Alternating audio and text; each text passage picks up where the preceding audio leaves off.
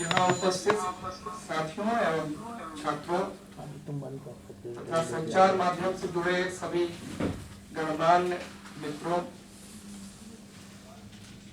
Professor सेठ साहब,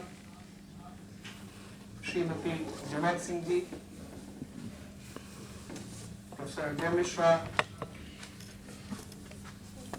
एवं सभी आमंत्रित साथियों, आज प्रोफेसर आई.बी. सिंह साहब की प्रथम पुण्यतिथि पर आयोजित इस कार्यक्रम में आपके सम्मुख उनसे जुड़ी कुछ फुल्ल कुस्मित सुगंधित यादों को साझा करना चाहूंगा। यूं तो ये यादें शुरू होती हैं लगभग 5 दशकों पूर्व, जब मैं एक बच्चे के रूप में लखनऊ के नादार महल स्थित उनके आवास जाया करता था।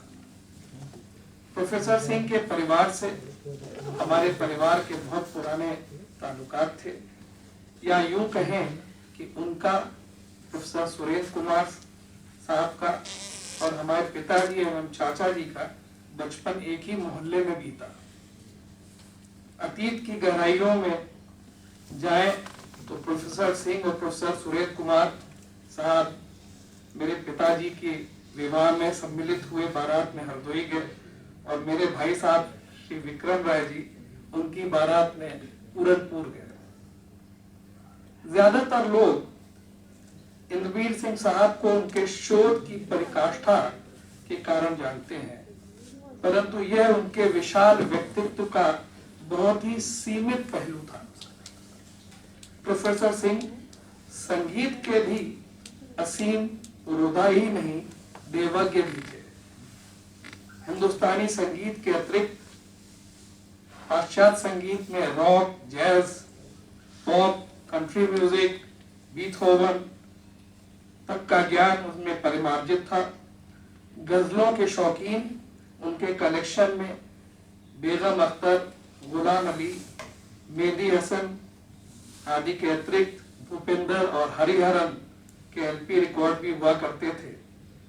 जगजीत सिंह साहब की गजलें इंद्रवीर साहब को फेवरेट गजलों में, गजल गायकों में उनके एक थे। अतीत के अन्य पन्नों को पलटता हूं तो प्रोफेसर सिंह के विशाल पहलुओं में खो जाता हूं।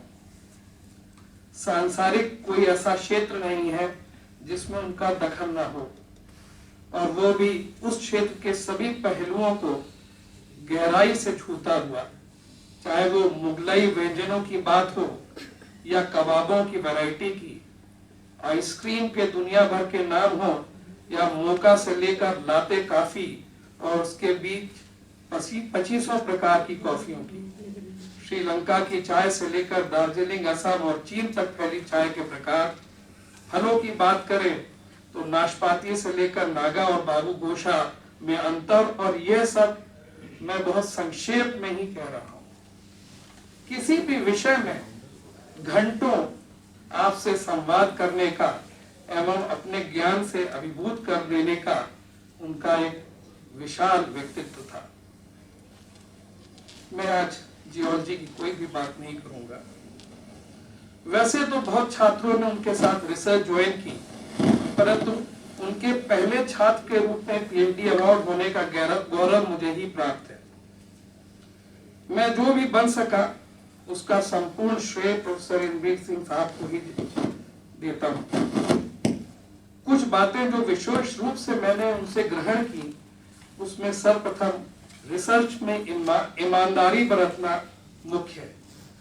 सरल शब्दों का प्रयोग और छोटे सेंटेंस बनाना भी उन्हीं की वजह से मैं सीख पाया।